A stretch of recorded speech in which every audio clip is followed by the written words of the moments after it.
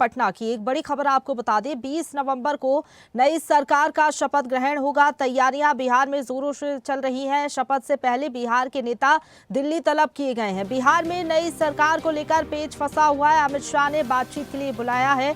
बिहार में 20 नवंबर को नई सरकार का शपथ ग्रहण होना है। पटना के गांधी मैदान में इसकी तैयारियां भी शुरू हो गई हैं।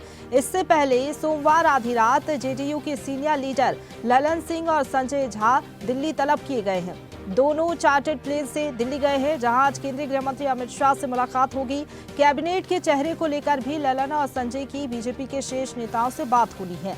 रविवार को भी उनकी अमित शाह और बीजेपी अध्यक्ष जेपी नड्डा से बात हुई थी।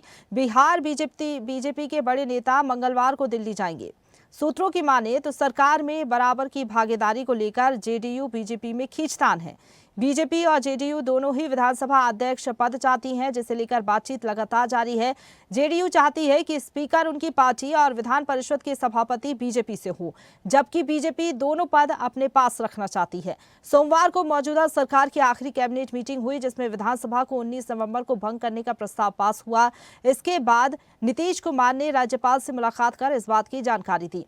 हालांकि अब खींचतान देखने को मिल रही है। स्पीकर पद को लेकर जेडीयू अपने कोटे के मंत्रियों में बड़ा बदलाव नहीं करेगी। जेडीयू आरएलएम हम और चिराग के मंत्री तय हो गए हैं, लेकिन नीतीश के बताया जा रहा है कि 14 मंत्री बनेंगे, तो ये फॉर्मूला तय हुआ है।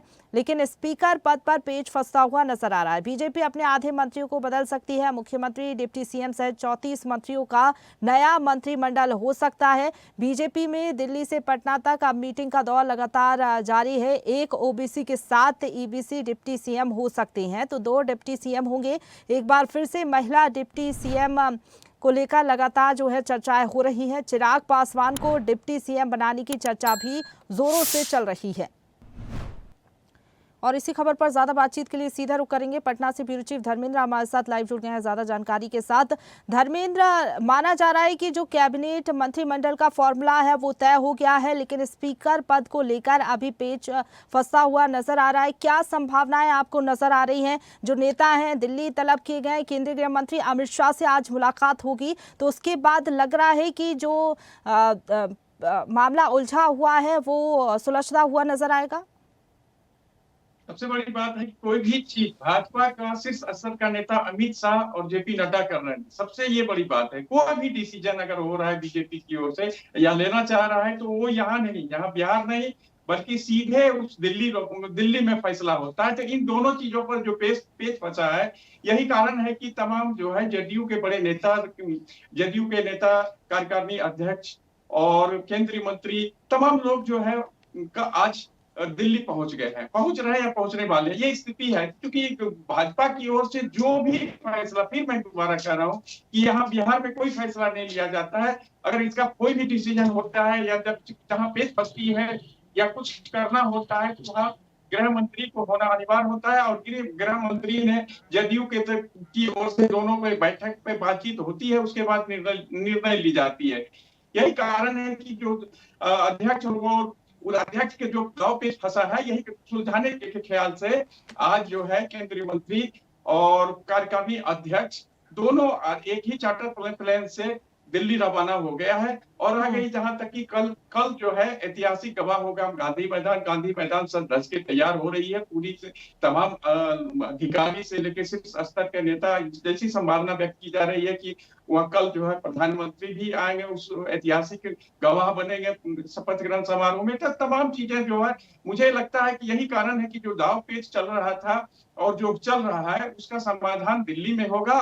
और यही कारण है कि जदयू के वरिष्ठ स्तर के नेता जो भी है, जो भी डिसीजन देते हैं, लेते हैं, करते हैं, वो दिल्ली पहुंच गए, अमित शाह और जेपी नड्डा, और वहां के प्रभारी। क्या अपडेट है आपके पास? अगर बात करें धर्मेंद्र, सिर्फ ललन सिंह और संजय झा दिल्ली के लिए रवाना हुए हैं या फिर कोई और नेता भी दिल्ली पहुंचा है बातचीत करने के लिए? साथ ही साथ जो कैबिनेट के चेहरे हैं, क्या उसको लेकर भी चर्चा संभव है?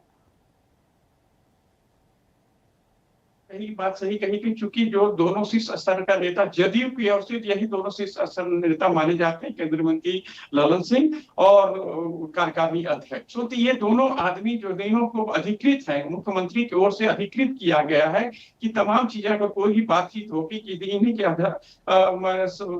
मौजूदगी में होगी और वो जो है मुख्यमंत्री नीतीश कुमार को अवगत कराते हैं और फिर जो है डिसीजन को फाइनल करते हैं। तो यही कारण है कि ये दोनों नेता और कुछ और अन्य नेता जो है वो दूसरे प्लेन से गए हुए हैं। अब समय देख, कल आज की बात है, दोनों में हम मुझे नहीं लगता कि बहुत ज्यादा रसाकसी होगी, क्योंकि हर चीज को देख रहा है, समझ रहा है, किसी के पास वैसी जवाबदेही और वैसी परेशानी नहीं है कि अगर हम जाएंगे या ना जाएंगे तो होगी, क्योंकि सब जान के चूंकि सबसे बड़ी बात है कि प्रधानमंत्री ही कह चुके थे नीतीश कुमार के मुख्यमंत्री की बात, और ये छोटा जो भी पद है ये विधानसभा अध्यक्ष पद पर, तो वो विधान परिषद अध्यक्ष और विधानसभा अध्यक्ष ये दोनों फार्मूला जो है, हालांकि बीजेपी दावा कर रही है, वहीं जदयू भी दावा करती है, लेकिन जदयू के तरफ से बीजेपी के तरफ से कहना कि सीएम को हम अलॉट कर दिए हैं तो कुछ महत्वपूर्ण पद भाजपा को ही मिलनी चाहिए। तो यही कारण है कि भाजपा जो है तमाम जो भी निर्णय लेती है या करती है